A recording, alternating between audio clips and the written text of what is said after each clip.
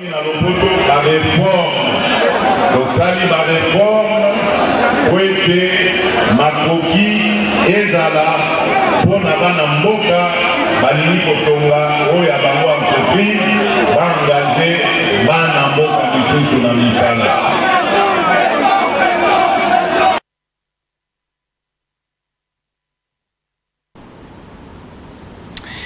Il est l'heure de vous informer, mesdames et messieurs, bienvenue dans cette session d'information. Dans l'actualité, le président de la République, Félix Tshisekedi, était face aux Tchopolaises et aux Tchopolais à la place de la Poste dans la ville de Kisangani, province de la Tchopo. Suivez un petit extrait de son discours. La réforme, Makoki ezala pona bana mboka bali kotonga oya bango entreprise bangaze bana mboka misusu na misala.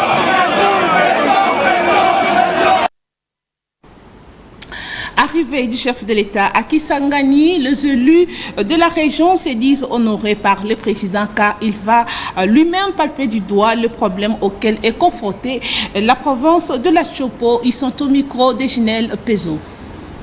C'est toujours un honneur d'accueillir un président de la République dans sa contrée.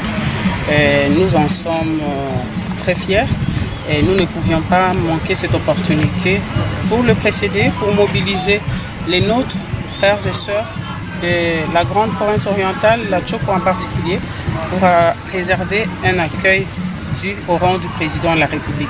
C'est aussi une occasion pour nous, représentants légitimes du peuple congolais, de transmettre les desiderata de nos électeurs. Nous avons un problème d'enclavement dans cette contrée. Nous avons un problème d'insécurité dans certains sites. Nous avons un problème de développement de manière générale. Je pense que c'est pour nous l'occasion de transmettre ce message au président de la République. La question liée à l'électricité est préoccupante pour la population de la ville de Kisangani. Je pense que le président de la République et le gouvernement de la République sont très bien informés. Et le séjour du président de la République ici nous dira ce qui va être fait très prochainement. Mais nous avons quand même déjà eu des assurances des gestionnaires de l'électricité ou de la SNEL que dans les tout prochains jours, nous connaîtrons des avancées très significatives dans ce secteur-là. L'infrastructure détermine la superstructure. Pour que la station touristique soit effective dans notre province, il faut que la province soit désenclavée. Il faut que les routes de sites agricoles soient réhabilitées. La RN4 soit réhabilitée. Et aujourd'hui, vous avez vu l'aérogare, l'aéroport international de Bangoka va d'être réhabilité. Nous allons plus en plus accueillir des visiteurs, des touristes qui vont venir visiter nos patrimoines. Toujours dans ce chapitre, je vous invite à suivre également un élu provincial qui réagit concernant l'arrivée du président de la République dans la province de la Tchopo. Il est au micro de Ginel Pezo, encore une fois. Pression na biso eza ke toza moko tozwi ngolu bamba te ekolo na biso eza na bituka tuku mibale na motoba me mokonzi lelo aponi koya na Tchopo ndenge aponi koya na Tchopo elingi kolakisa ke atie elikia na ye na Tchopo biso mpe lokola bana na ye to mpe bayi etuka ya Tchopo tose mobiliser makasi elongo moko na communauté tchopolaise ete toya koyamba tata ya ekolo mpona kolakisa ye lolenge ye alingi biso mpe aponi koya awa lelo biso mpe tose mobiliser mpona koyamba ye. Et la nouvelle coordination du Frivao salue de demain la visite du président de la République Félix Tshisekedi à Kisangani de la province de la Tchopo. Suivez ce reportage de Ginel Pezo une fois de plus.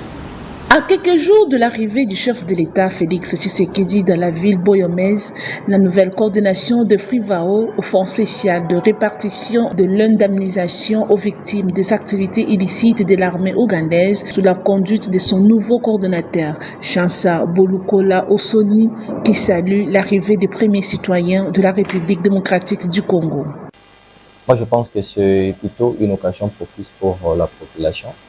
Comme ça que je vois même que la population est en ébullition de voir son excellence, en dépit de son agenda très chargé, décide quand même de rendre visite à notre ville, une ville qu'il a aussi soutenue et accueillie chaleureusement à l'issue de la période électorale qui a aussi caractérisé sa brillante élection avec mention distinction aux élections présidentielles. Et pour ça, revoir encore le garant de la nation sur le sol boyomais nous garantit encore beaucoup. S'agissant du fonctionnement et de la mission de Frivao, Chansa Bolukola Osoni fait les points et énumère quelques projets dont la construction de quelques infrastructures, notamment la construction d'un tout premier mémorial pour commémorer et honorer la mémoire des victimes de la guerre de 6 jours de Kisangani, tout en expliquant les procédures et les différentes étapes d'enregistrement et de reconnaissance des victimes de cette barbarie.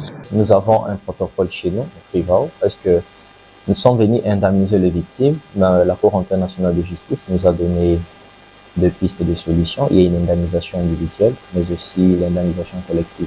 En ce qui concerne la préparation des victimes, nous avons trouvé 14 800 dossiers par le truchement de la coordination qui nous a précédés. Et de ces 14 818, il y a seulement 3 163 qui avaient fait l'objet de la certification.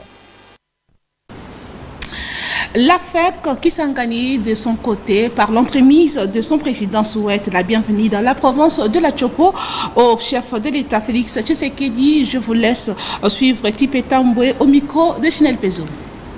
Excellence Félix Antoine Tshisekedi Tshilombo, qui va fouler ses pieds depuis sa brillante élection dans la République démocratique du Congo, et en particulier dans la province de la Chopo, où nous vous rappelons qu'il a été élu massivement par la population chopolaise avec une cote d'au moins 75% de voix. Grand honneur, une fois de plus, parce que le chef d'État était élu par la Chopo de la très bonne manière, et aussi le chef de l'État a honoré les Chopolaises et Chopolais en élevant en dignité au gouvernement national au moins 4 de ces dignes fils de la Chopo. Nous sommes dans la grande joie qu'aujourd'hui, en République démocratique du Congo, la capitale n'est pas Kinshasa, mais plutôt Kisangani, qui généralement chez nous ici nous disons Kisangani na Pita Boulay. Nous avons certainement notre cahier de charges à présenter à l'autorité nationale. C'est d'abord la route nationale numéro 4 qui pose tellement de problèmes aux opérateurs économiques. 2 pour la ville de Kisangani, la centrale hydroélectrique de la Chopo. Aujourd'hui, il ne nous reste plus qu'un seul groupe de maximum 5,5 MW. Et imaginez-vous que la grande ville comme celle de Kisangani aujourd'hui, elle est en déficit en fourniture d'énergie électrique d'au moins 45 MW. Avant l'arrivée du chef de l'État à Kisangani dans la province de la Chopo, le vice-premier ministre, ministre en charge de l'Intérieur et Sécurité, a tenu une réunion de Conseil supérieur de sécurité élargie. Suivez les détails.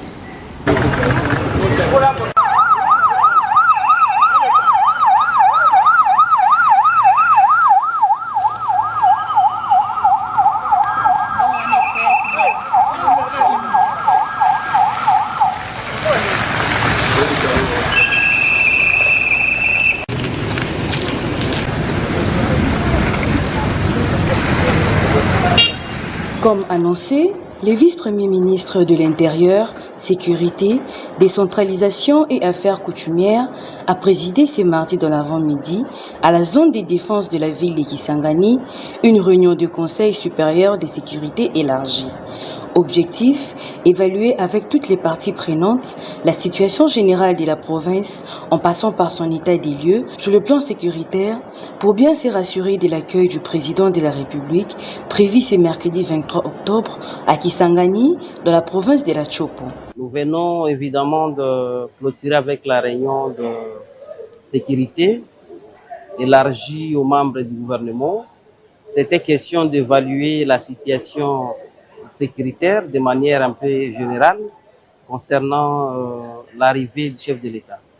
Et donc, on a débattu, on a évalué, tout est au beau fixe.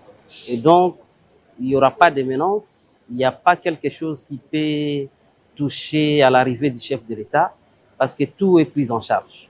Vous voyez que la ville est en ébullition, la population est aux aguets pour accueillir le chef de l'État. Ce cadre a également permis aux patrons de la sécurité et de la territoriale de s'imprégner de quelques difficultés et problèmes à la base de l'insécurité dans la province de la Chopo, qui du reste sont sous contrôle des forces de défense et de sécurité.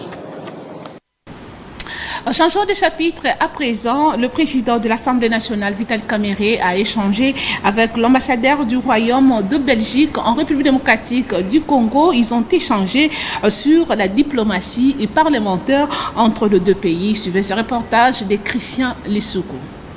La Belgique souhaite consolider la diplomatie parlementaire avec la République démocratique du Congo. Le président de l'Assemblée nationale, le professeur Vital Kamerhe, a eu un tête-à-tête le mardi 22 octobre 2024 avec l'ambassadrice du Royaume de la Belgique en République démocratique du Congo, Roxane de Bilderling. Leurs échanges ont tourné essentiellement autour du raffermissement de la diplomatie parlementaire entre les deux parlements dont les pays ont en commun une grande histoire. Roxane de Bilderling a encouragé les efforts menés par le président de l'Assemblée nationale, le professeur Vital Kamerhe, pour assurer davantage la présence de la RDC dans les échanges parlementaires internationaux. Très réceptif, le speaker de la Chambre basse du Parlement a salué l'engagement de la Belgique dans la coopération bilatérale avec la République démocratique du Congo. Vital Kamerhe a adhéré au souhait de renforcer la diplomatie parlementaire entre les royaumes de Belgique et la République démocratique du Congo afin de permettre que les parlementaires congolais puissent tirer profit de l'expérience parlementaire belge et vice-versa. Cela pourra être un appui important aux exécutifs des deux pays dans leurs échanges diplomatiques, a-t-il affirmé. En outre, ils ont survolé la situation sécuritaire dans la partie est du pays, une situation qui préoccupe tant la République démocratique du Congo et qui est à l'origine d'un désastre humanitaire ignoré par la communauté internationale. La chef du gouvernement de la République démocratique du Congo, Judith Suminwa, a reçu en audience à Bruxelles plusieurs groupes de personnalités dont les élus belges d'origine congolaise. Suivez les détails avec Julia Mamba. La première ministre de la RDC, Judith Suminwa Tuluka, a reçu en audience à Bruxelles plusieurs groupes de personnalités dont les élus belges d'origine congolaise. Cette rencontre symbolise une volonté commune vers le renforcement de liens entre la Belgique et la RDC et de discuter des défis auxquels ils font face dans l'exercice de leur mandat. Les élus belges d'origine congolaise jouent un rôle crucial en portant la voix de la RDC au sein du Parlement belge. Ils agissent comme ambassadeurs, exposant les problématiques qui touchent la RDC et plaident pour des projets qui soutiennent le développement du pays. Cette représentation est un atout majeur pour la RDC car elle permet de présenter une image nuancée et positive du pays, loin des stéréotypes souvent véhiculés. C'était d'abord une rencontre, d'expliquer qui on est et de mettre en avant le projet que nous avons pour le Congo. Mais écoutez, nous avons un projet avec l'IMCA, donc YMCA pour dire plus, et nous tenons à mettre ça en ordre. Depuis quelque temps, nous avons déjà été en République démocratique pour mettre, on a mis des panneaux solaires, nous avons fait des dons, etc. Et ici, nous voulons une concrétisation donc d'un travail beaucoup plus profond. Lors de cette rencontre, la première ministre a également évoqué l'inauguration prochaine d'un centre culturel d'Afrique centrale en RDC. Ces lieux sera dédié à la prochaine identité culturelle africaine et congolaise, en particulier levier important pour le jeune Congolais de la diaspora en quête de leur identité. Enfin, l'audience a mis l'accent sur les intérêts des différents groupes belges désirés de s'engager avec la RDC. Que ce soit à travers des projets économiques, culturels ou sociaux, cette dynamique d'échange est essentielle pour renforcer le lien entre les deux pays. La première ministre encourage les initiatives des élus belges d'origine congolaise pour bâtir ensemble un avenir prometteur. Direction la province de l'Ituri, lutte contre l'impunité au sein des forces armées. Des officiers supérieurs écopent de peine allant de 12 mois et à perpétuité. Ils sont poursuivis pour détention illégale d'armes et violation des consignes. C'est le prononcé du jugement rendu par la Cour militaire de l'Ituri, siégeant en matière répressive. Suivez les détails. Dans le cadre de la lutte contre l'impunité au sein de forces de défense et de sécurité du combat acharné du commandant suprême de FARDC en vue de redynamiser la discipline tout en respectant le droit international humanitaire, la Cour militaire de l'Ituri a requis la peine à perpétuité au lieutenant-colonel Like Kusumba, reconnu coupable de tentative de meurtre, de détention illégale d'armes. Dans la même audience, le major Stallone Kanya Ndokolo a été condamné à 12 mois de servitude pénale principale, bénéficiant ainsi de circonstances atténuantes. À la question de savoir si le prévenu est coupable des infractions de viol, de tentatives de meurtre, de détention illégale d'armes et de causes blessures aggravées, à la majorité des voix des membres de sa composition, la Cour répond par oui. À la question de savoir s'il peut y avoir les bénéfices de circonstances atténuantes à sa faveur, la Cour a répondu par non. En conséquence, condamne le prévenu de la manière suivante: à 20 ans de servitude principale pour viol, à la peine à perpétuité pour tentative de meurtre, à 15 ans de servitude pénale principale pour détention illégale d'armes, dont les 2 grenades, à 5 ans de servitude pénale principale pour causes et blessures aggravées. Faisant application de l'article 7, la Cour le condamne à la peine la plus forte, qui est celle de la peine à perpétuité. Confirme sa détention. Signalons que, depuis l'avènement de l'état de siège en Ituri, le commandant des opérations et gouverneur militaire, le lieutenant-général Luboyanka Shomadjoun, accorde une attention particulière dans le secteur judiciaire. Plusieurs audiences publiques ont été financées par l'administration militaire à travers les 5 territoires. Question de décourager la pratique des antivaleurs observées dans les chefs de certains hommes en uniforme avant, pendant et après les opérations militaires. Les acquis de l'état des sièges produisent des effets positifs dans certaines entités du territoire de Djougou. Le marché et autres activités tournent normalement. C'est la conséquence de la campagne militaire menée par le gouverneur militaire de la province de l'Ituri, le lieutenant-général Luboyanka Shomadjoun, dans son approche non militaire. Suivez encore une fois les détails. 2 villages entièrement incendiés et abandonnés à cause de groupes armés en territoire de Djougou sont peuplés depuis quelques années en Ituri et plus précisément en territoire de Djougou, fruit des efforts des animateurs instaurés par le chef de l'État et commandant suprême en Ituri et au Nord Kivu depuis mai 2021. Nous sommes ici sur la RN 27 et à Mungwalu. J'ai fréquente barrière Bounia. La route Mungwalu, il n'y a pas de bourbiens. Ils ont arrangé la route. Il faut qu'on puisse laisser ces gouverneurs militaires de faire son travail, car ces réalisations sont visibles à la ville de Bounia, notamment l'asphalte de différentes artères à travers la ville même. Et à Kor, nos routes sont réhabilitées, notamment l'axe Kobu et Mungwalu. Le climat de paix est observé également à Boussaga, Solenyama, à Chefiri, de Baboua Bokoé. Et ici, paisiblement, les habitants accèdent à leurs champs.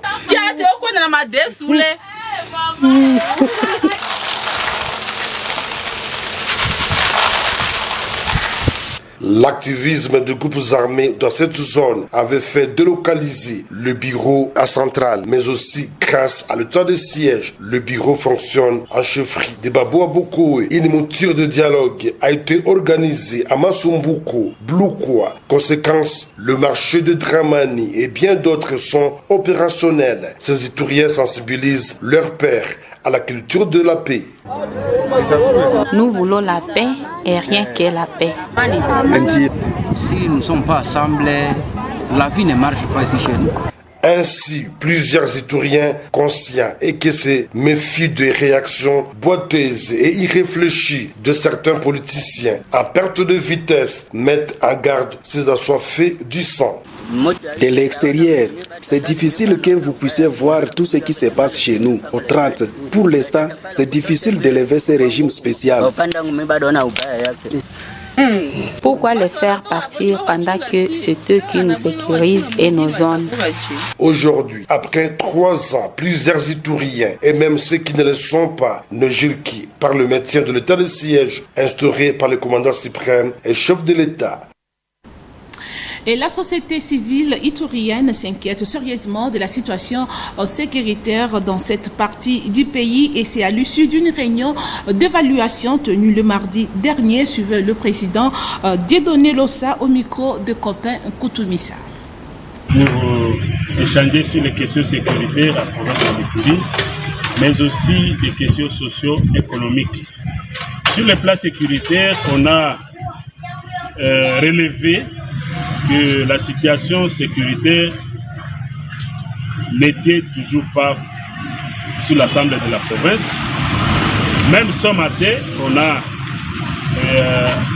à Plito, il y a eu affrontement entre les miliciens de Autodéfense Zaïre avec les FADC, où le bilan provisoire nous donne un bilan de 9 personnes tuées et 3 autres personnes blessées, avec un déplacement massif de la population de Plito vers Mungwalu. Aujourd'hui, sans assistance, vous allez vous rendre compte que cette zone a été secouée depuis il n'y a pas longtemps, environ 1 mois, 2 mois, et la population commençait à se réinstaller. Et voilà, de nouveau, ils sont déstabilisés. Elle est déstabilisée et elle va passer à cause d'aujourd'hui la nuit à Belle Étoile. Nous avons également été alertés par rapport à l'importation de Wazalendu dans le territoire de Irumu. Et c'est là à partir de Butembo. Vous allez savoir, pour la population de l'Ituri, la présence de Wazalendu ne se justifie pas. Wazalendu a été constitué au Nord Kivu pour barrer la route au MV3 qui est une force d'agression à la RDC. Et nous ne comprenons pas par quelle magie les Wazalendu peuvent être transférés de Nord Kivu maintenant à Ituri et particulièrement à Mungamba. Tout à fait autre chose, l'ASBEL Grand Massina a tenu une réunion dénommée Toza Bazobate, présidée par son coordonnateur Djento Bouloki, dans le cadre d'évaluer les actions du bourgmestre de la commune de Massina. Suivez ce reportage signé Guilain Mayamba. Dans le cadre du développement de la commune patriotique de Massina, que l'ASBEL Grand Massina a tenu une réunion dénommée Toza Bazobate le week-end dernier dans la salle assistance sociale avec objectif d'évaluer les actions du bourgmestre de cette municipalité et qui demande son départ de cette fonction. À savoir, en quoi l'actuel bourgmestre de la commune de Massina est utile pour la population de la dite commune depuis sa prise de fonction, le coordinateur de l'ASBEL Grand Massina Djento Bouloki précise quant à ça. L'échange, l'option a été levée parce qu'on a constaté d'abord qu'il n'était pas utile, il n'est pas sur le terrain. Les préoccupations sociales des filles et fils de la commune de Massina, on dirait, ça ne lui intéresse vraiment pas. Il est dans autre chose. C'est comme cela cette option-là, comme je l'ai dit, a été levée pour qu'on arrive à le faire partir tout simplement. Le faire partir dans la légalité parce qu'il y a des procédures. Nous allons en tant que population, en tant que citoyens, nous organiser pour faire comprendre aux autorités compétentes que l'heure est venue, qu'on lui cherche, qu'on lui trouve autre chose à faire son adjoint peut assumer, peut faire l'intérim jusqu'à ce que les élections de bourgmestre viendront. Si son adjoint n'est pas disponible, selon nos informations aussi, le chef de bureau est là, il peut assumer, et puis nous allons aux élections, les conseillers vont nous produire un bourgmestre et nous allons nous impliquer pour que cette fois-là, nous ayons un bourgmestre qui s'occupera de la population. C'est pas compliqué. Il faut apaiser cette population, il faut l'assister dans ses préoccupations, il faut tenir compte de ses revendications. C'est pas compliqué. C'est en fait ça la raison pour laquelle nous avons été ici. Et la majorité, en tout cas, n'est pas d'accord avec sa façon de faire les choses. Et donc, ça a été levé dans ce sens. Notons que cette réunion a été présidée par le coordinateur national Gento Bouloki et inscrite dans l'objectif de faire développer la commune de Massina dans tout le secteur. Une délégation de l'ASBEL B73, quartier latin que dirige l'ingénieur Brice Voubou, a échangé avec la présidente de la fondation Justine Yanga Masengu ce mercredi 23 octobre 2024 sur l'encadrement de la jeunesse. Suivez ce reportage de Christian Lissoukou. La présidente de la fondation, Justine Yanga Masengu, a échangé avec une équipe dirigeante de l'ASBEL B73 quartier latin, un collectif de plusieurs structures de jeunes de Kassavoubou, que dirige l'ingénieur Brice Voubou ce mercredi 23 octobre 2024 dans son bureau de travail. Cet entretien a tourné autour de l'encadrement de la jeunesse congolaise en général et en particulier celle de la commune de Kassavoubou, d'autant plus que cette structure œuvre dans cette municipalité. Dans son mot, Justine Yanga Masengu, la présidente de la fondation qui porte son nom, a mis l'accent sur le fonctionnement de sa structure et son impact positif sur l'évolution de la jeunesse congolaise. Déjà, nous sommes très contents vu que nous travaillons avec les jeunes et nous voyons que les jeunes commencent quand même à se dynamiser et comprendre qu'ils doivent apprendre.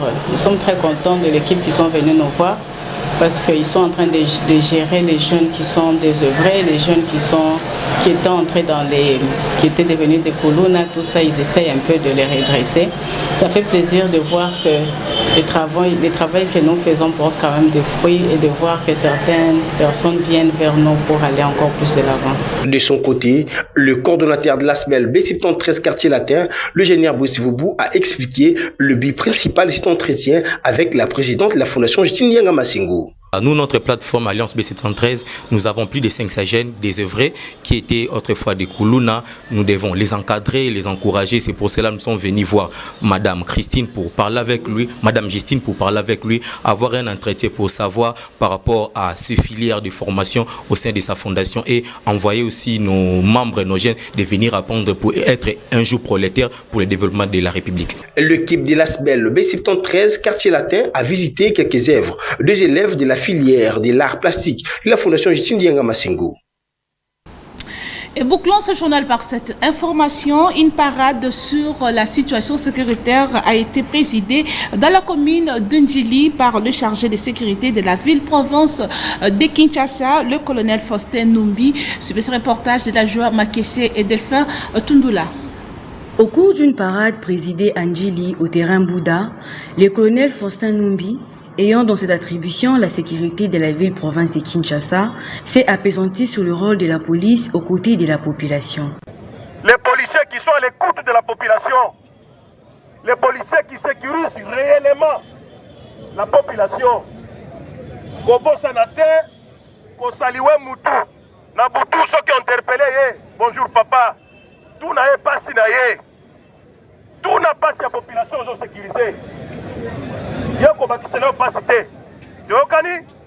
Ces derniers a présenté en présence du bourgmestre de cette municipalité un groupe de civiques qui sèment terreur et désolation au sein de la population matin, midi et soir.